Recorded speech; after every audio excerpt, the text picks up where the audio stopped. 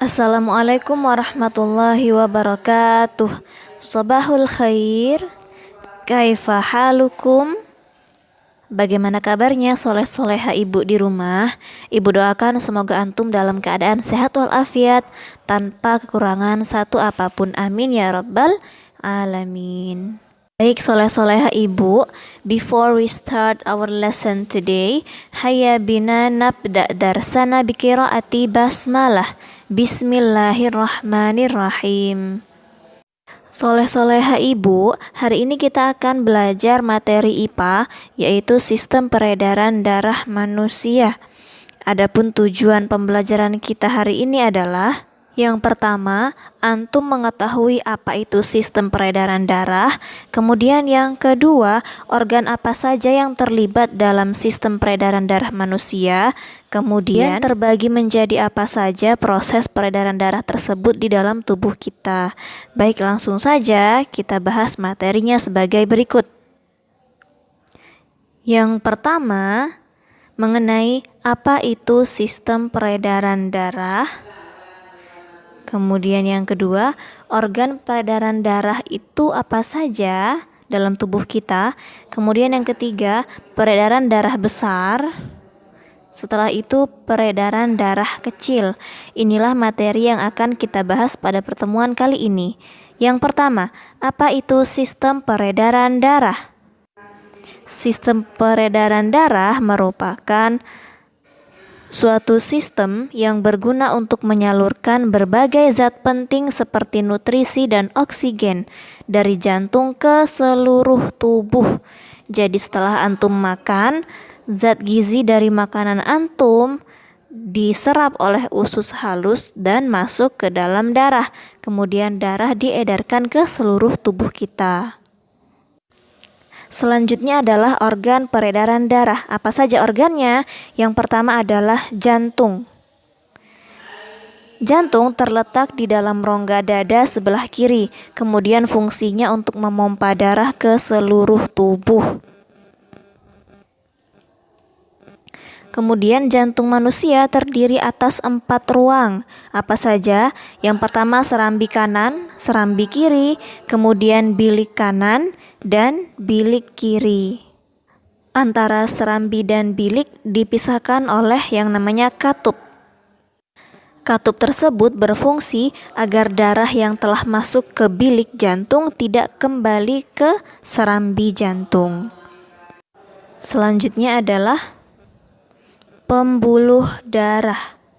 Pembuluh darah merupakan saluran tempat mengalirnya darah dari jantung ke seluruh tubuh dan dari seluruh tubuh kembali ke jantung.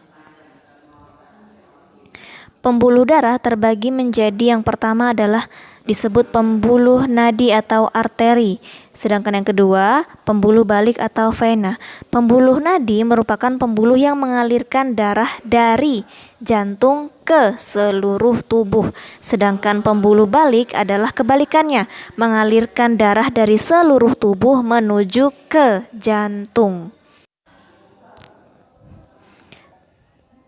Pembuluh nadi yang paling besar itu disebut aorta.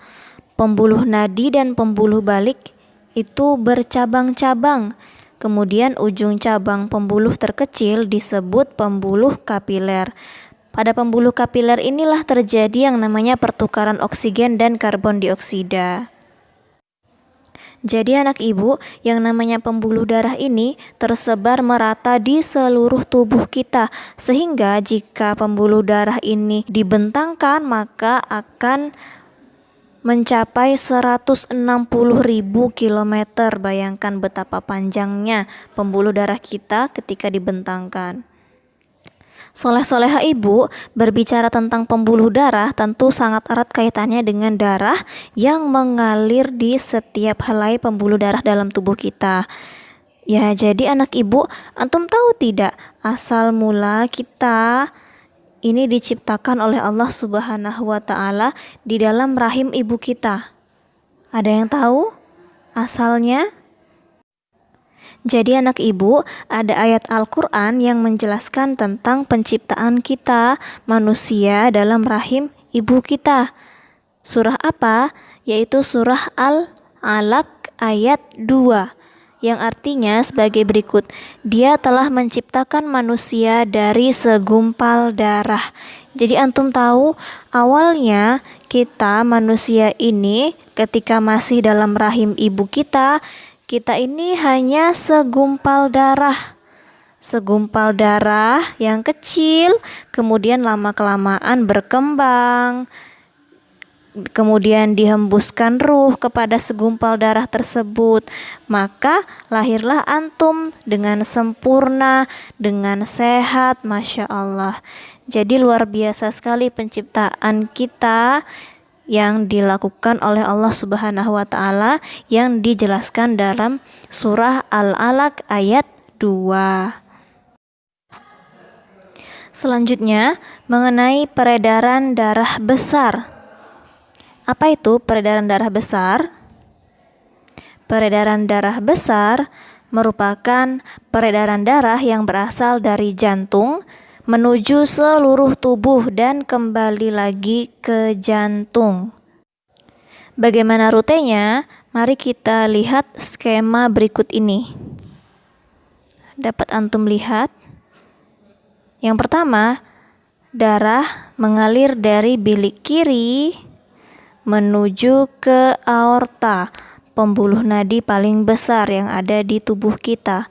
Kemudian darah yang kaya oksigen ini masuk ke arteri, masuk ke pembuluh darah kita, pembuluh nadi atau disebut arteri, dialirkan ke seluruh tubuh. Kemudian terjadi pertukaran antar oksigen dan karbon dioksida di pembuluh kapiler. Selanjutnya, darah yang mengandung banyak karbon dioksida dialirkan ke vena atau pembuluh balik. Kemudian kembali lagi ke jantung, lebih tepatnya ke serambi kanan. Itulah tadi sistem peredaran darah besar. Selanjutnya, sistem peredaran darah kecil. Apa itu sistem peredaran darah kecil? Sistem peredaran darah kecil merupakan peredaran darah yang berasal dari jantung menuju paru-paru dan kembali lagi ke jantung. Bagaimana prosesnya? Yaitu sebagai berikut. Silakan dilihat skemanya.